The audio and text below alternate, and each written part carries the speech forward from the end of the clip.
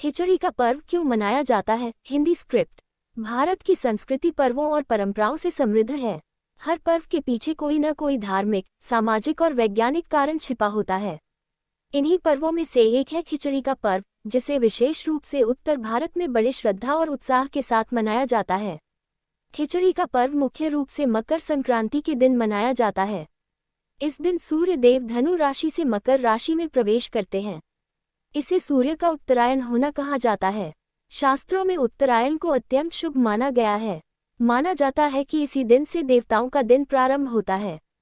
धार्मिक मान्यता के अनुसार खिचड़ी का भोग भगवान को अर्पित करने की परंपरा बहुत प्राचीन है।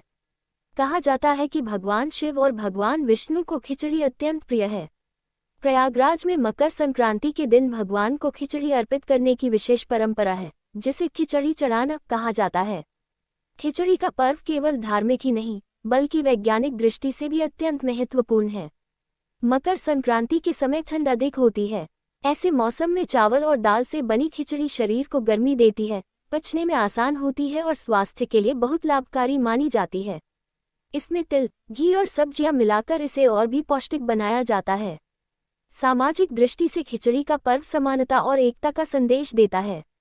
जैसे खिचड़ी में अलग अलग दाल, चावल और मसाले मिलकर एक स्वाद बनाते हैं, वैसे ही समाज में अलग अलग लोग मिलकर एकता का निर्माण करते हैं। इस दिन लोग एक दूसरे को खिचड़ी, तिल, गुड़ और दान दक्षिणा देते हैं। इस पर्व पर दान का विशेष महत्व होता है। माना जाता है कि इस दिन अन्न, वस्त्र और धन का दान करने से पुण्य की प्राप्ति होती है और जीवन में सुख समृद्धि आती है। अंत में यही कहा जा सकता है कि खिचड़ी का पर्व केवल एक भोजन का उत्सव नहीं, बल्कि आस्था, स्वास्थ्य, दान और सामाजिक एकता का प्रतीक है। ये पर्व हमें सिखाता है कि सादगी में ही सच्चा सुख छिपा है। खिचड़ी का पर्व एक प्रेरणादायक कथा। बहुत समय पहले की बात है। एक छोटे से गांव में लोग बहुत मेहनती थे, लेकिन आपसी प्रेम और सहयोग की भावना धीरे धीरे कम होती जा रही थी। हर व्यक्ति अपने अपने काम में इतना व्यस्त रहता कि किसी को दूसरे की चिंता नहीं रहती। उसी गांव में एक वृद्ध साधु रहते थे। वे लोगों की बदलती सोच से दुखी थे। एक दिन साधु ने गांव वालों को मकर संक्रांति के दिन एकत्र होने का संदेश भेजा। निर्धारित दिन पर जब सभी लोग इकट्ठा हुए, तो साधु ने सबसे कहा, आज हर व्यक्ति अपने घर से केवल एक एक सामग्री लेकर आए। कोई चावल लाया, कोई दाल, कोई तिल, कोई सब्जी और कोई घी। लोगों को समझ नहीं आ रहा था कि साधु क्या करना चाहते हैं।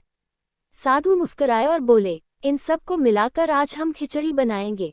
जब खिचड़ी बनी और सबने एक साथ बैठकर भोजन किया, तो साधु ने कहा, देखो, अकेला चावल या अकेली दाल इतना स्वाद नहीं दे सकती, जितना मिलकर बनी यह खिचड़ी देती है। इसी तरह जब समाज के लोग मिलकर रहते हैं, तभी जीवन सुंदर बनता है। साधु ने आगे समझाया, मकर संक्रांति के दिन सूर्य उत्तरायण होता है। ये परिवर्तन का समय होता है। इसी परिवर्तन को अपनाने और आपसी प्रेम को बढ़ाने के लिए खिचड़ी का पर्व मनाया जाता है। उस दिन के बाद गांव में फिर से प्रेम, सहयोग और दान की भावना जाग उठी। लोग मकर संक्रांति पर खिचड़ी बनाकर भगवान को अर्पित करने लगे और जरूरतमंदों में बांटने लगे। तभी से खिचड़ी का पर्व केवल भोजन का नहीं, बल्कि एकता, सादगी और मानवता का पर्व बन गया। खिचड़ी का पर्व माँ की सीख। एक गांव में एक गरीब विधवा माँ अपने 2 बच्चों के साथ रहती थी। घर में अधिक अनाज नहीं होता था, लेकिन माँ हमेशा संतोष और भक्ति में जीवन बिताती थी। मकर संक्रांति का दिन आया। बच्चों ने पूछा, माँ, आज सब लोग खिचड़ी बना रहे हैं, हमारे पास तो ज्यादा सामान नहीं है। माँ मुस्कुराए और बोली, बेटा, खिचड़ी धन से नहीं, भाव से बनती है। उसने घर में बचा हुआ थोड़ा सा चावल, थोड़ी सी दाल और 1 चम्मच घी निकाला। प्रेम से खिचड़ी पकाए और सबसे पहले भगवान को भोग लगाया। तभी दरवाजे पर एक साधु आया। माँ ने बिना सोचे समझे अपनी खिचड़ी साधु को दे दी। बच्चे थोड़े दुखी हुए, लेकिन माँ शांत रही। कुछ समय बाद गांव के लोग आए। उन्होंने देखा कि माँ ने अपने हिस्से का भोजन भी दान कर दिया है। सभी की आंखें भर आईं। गांव वालों ने उस परिवार को अनाज, कपड़े और सहायता दी। उस दिन माँ ने बच्चों से कहा, देखो, मकर संक्रांति पर खिचड़ी इसलिए चढ़ाई जाती है क्योंकि यह हमें सिखाती है कि थोड़ा सा भी प्रेम से दिया जाए तो वह बहुत बड़ा पुण्य बन जाता है।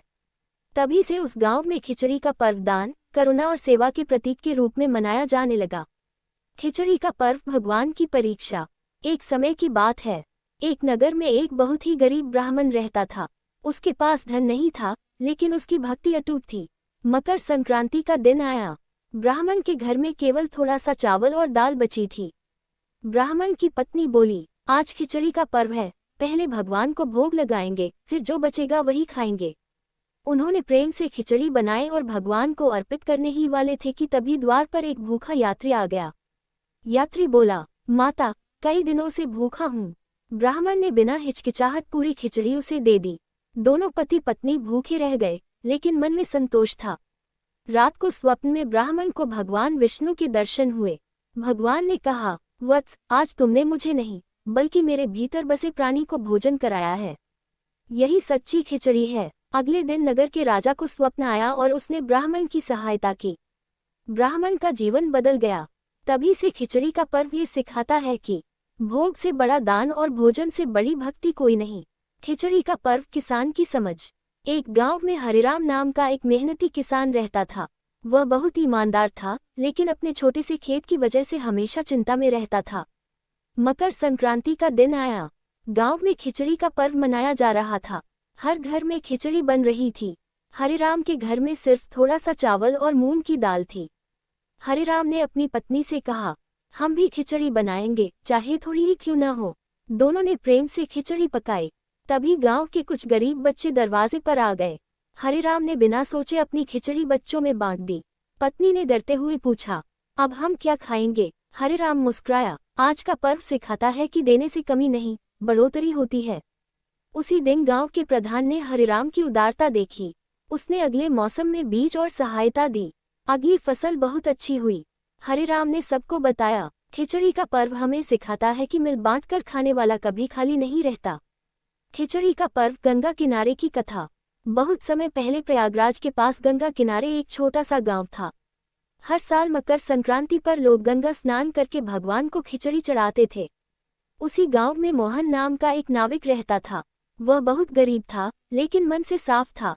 मकर संक्रांति के दिन उसके घर में केवल थोड़े से चावल, दाल और नमक था। मोहन ने अपनी पत्नी से कहा, आज खिचड़ी का पर्व है, हम भी भगवान को भोग चढ़ाएंगे। पत्नी ने साधारण सी खिचड़ी बनाई। मोहन उसे लेकर गंगा किनारे मंदिर पहुंचा। वहां उसने देखा कि बहुत से साधु और गरीब लोग भूखे बैठे हैं। मोहन दुविधा में पड़ गया। थोड़ी देर बाद उसने भगवान से कहा, हे प्रभु, अगर आप सब में बसे हैं तो ये खिचड़ी सबकी है। उसने पूरी खिचड़ी साधुओं और गरीबों में बांट दी और खाली हाथ घर लौट आया। रात को तेज तूफान आया। कई नावें डूब गईं, लेकिन मोहन की नाव सुरक्षित रही। गांव के बुजुर्गों ने कहा, आज भगवान ने मोहन की परीक्षा ली और उसे आशीर्वाद दिया। तभी से वहां मान्यता बन गई कि मकर संक्रांति पर खिचड़ी बांटने से भगवान की विशेष कृपा होती है। खिचड़ी का पर्व राजा और भिखारी। बहुत पुराने समय की बात है। एक राज्य में एक राजा राज करता था, जो बहुत दानी था, लेकिन उसे अपने दान पर घमंड होने लगा था। मकर संक्रांति के दिन राजा ने बड़े यज्ञ और भंडारे का आयोजन किया। सोने चांदी के पात्रों में तरह तरह के पकवान बनाए गए। उसी समय एक बूढ़ा भिखारी महल के द्वार पर आया। उसके हाथ में केवल मिट्टी का एक छोटा सा कटोरा था। उसमें थोड़ी सी साधारण खिचड़ी थी।